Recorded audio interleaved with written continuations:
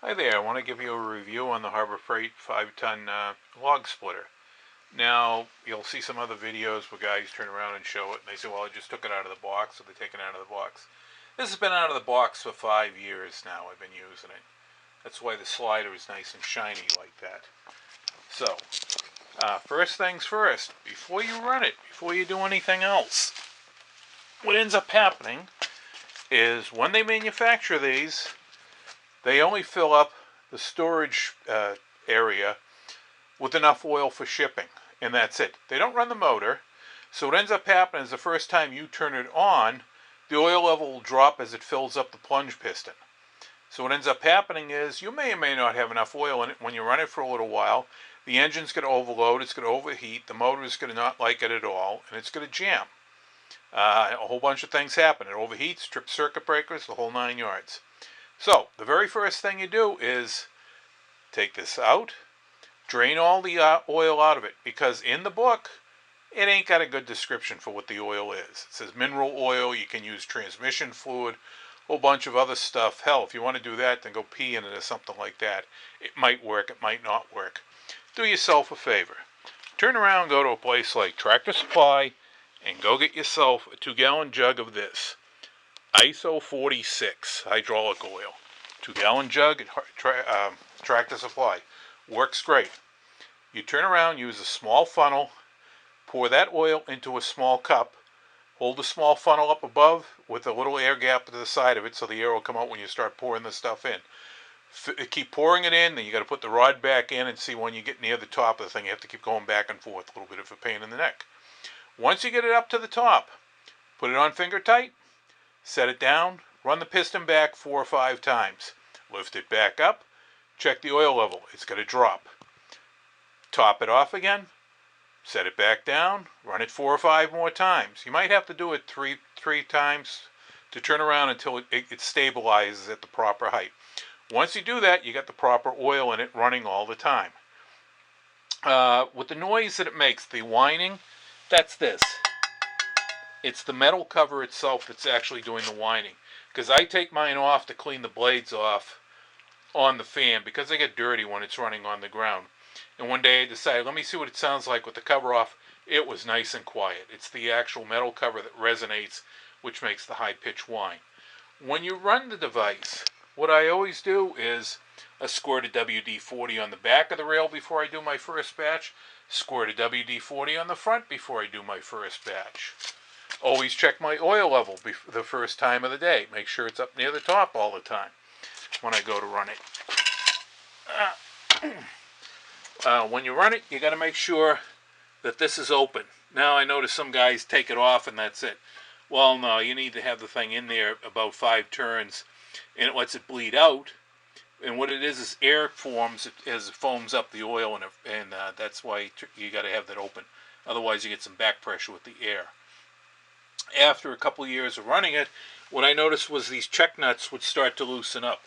So what happens is the lock nut on the front of the bars were fine, but the check nut at the back would loosen up. So I got a crescent wrench that I always turn around before I run it the first time and give it a little squeeze to make sure it's nice and tight. On the side of these happens to be 4 very short set screws, Allen set screws that hold them in position. What ends up happening is, you can see the one down the back there fairly good. I ended up having the one on the back came off and had been loose enough that the threads were kind of rotten. Well, here it is, the fine Harbor Freight selection. One of these bolts works fine in the thing. That's what I got on there with the lock nut against the whole thing. When you run it, turn around and like I say, you got to lubricate the sliders with some WD-40. Every once in a while, wood gets stuck underneath here, so I move it back and forth to make sure it's clean. I always broom the whole thing out, make sure that's all cleaned out. If you run it, extension cord. This is a 12-gauge extension cord, 15 amp service. Use the right extension cord. Use something smaller, it's going to overheat the motor, and it's going to burn the whole thing out. And then you're going to be one of those people that whines about, no, it doesn't work right. A 15 amp service you plug into, grounded outlet. Don't turn around and use household extension cord. Use a real 15 amp extension cord wherever you're going to plug it into. I've got a dedicated outlet in the back of the garage that I run it off of.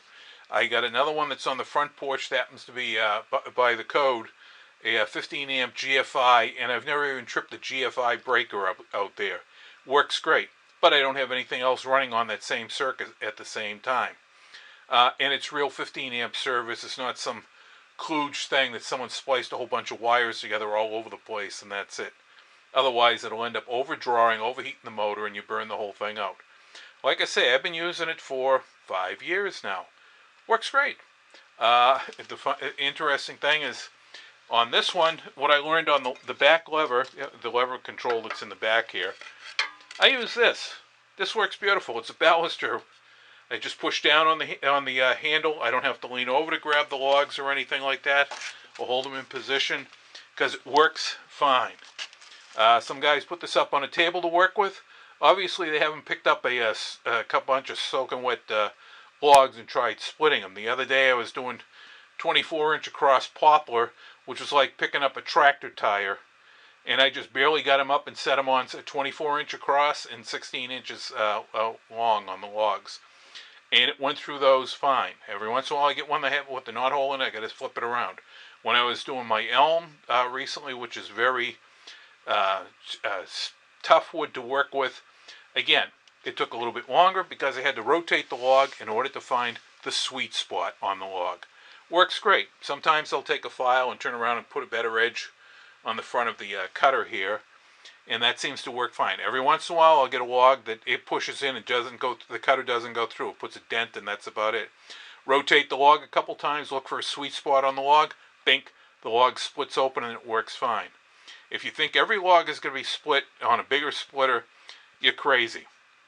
I've used a 20-ton gas splitter and still had trouble with some of the stuff that I hit.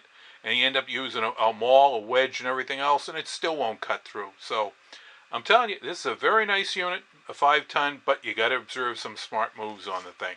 Change the oil before you run it. Use a good extension cord on it. Maintain it, clean it, oil it, dust it. It works good. Have a good day. Enjoy cutting your firewood.